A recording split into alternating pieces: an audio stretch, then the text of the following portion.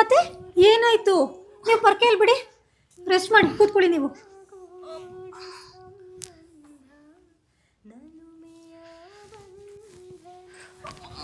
ಅಯ್ಯೋ ಅತ್ತೆ, ನೀವ್ಯಾಕೆ ಬಟ್ಟೆ ಒಣಗಾಕೋಕೆ ಹೋಗ್ತಿದ್ದೀರಾ? ಕೊಡಿ, ನಾನು ಒಣಗಾಕ್ ಬರ್ತೀನಿ.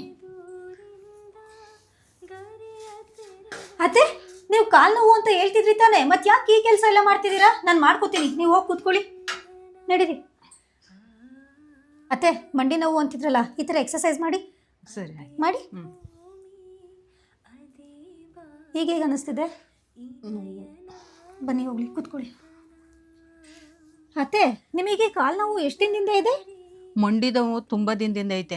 ನಿಮ್ಗೆ ಯಾರಿಗೂ ತೊಂದರೆ ಆಗಬಾರ್ದು ಅಂತ ನಾನು ಯಾರಿಗೂ ಹೇಳಿಲ್ಲ. ಇದ್ರಲ್ಲಿ ಏನಿದೆ ಅತ್ತೆ ನಮಗೆ ತೊಂದರೆ ಆಗೋವಂಥದ್ದು?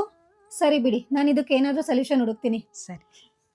ನಾವಿವಾಗ ಹೋಗ್ತಿರೋದು ಬೆಂಗಳೂರಿನ JP ನಗರಲ್ಲಿರೋ ಬ್ಯಾಂಗ್ಳೂರ್ ಪೇನ್ ಕ್ಲಿನಿಕ್ಗೆ. ಇಲ್ಲಿ ಯಾವುದೇ ರೀತಿ ಆಪರೇಷನ್ ಇಲ್ಲದೆ ಬರೀ ಒಂದೇ ಇಂಜೆಕ್ಷನ್ ಗೆ ಮಂಡಿ ನೋವನ್ನ ಕ್ಲಿಯರ್ ಮಾಡ್ತಾರಂತೆ. ಅದು ಅಲ್ಲದೆ ಇಲ್ಲಿ 20,000ಕ್ಕೂ ಹೆಚ್ಚಿನ ಜನ ಯಾವುದೇ ರೀತಿ ಸರ್ಜರಿ ಮಾಡಿಸ್ಕೊಳ್ದೇ ಮಂಡಿ ನೋವನ್ನ ವಾಸಿ ಮಾಡ್ಕೊಂಡಿದ್ದಾರೆ. ಇದು ಬರೀ 1 hour ಪ್ರೋಸೆಸ್ ಅಷ್ಟೇ ಅಂತೆ.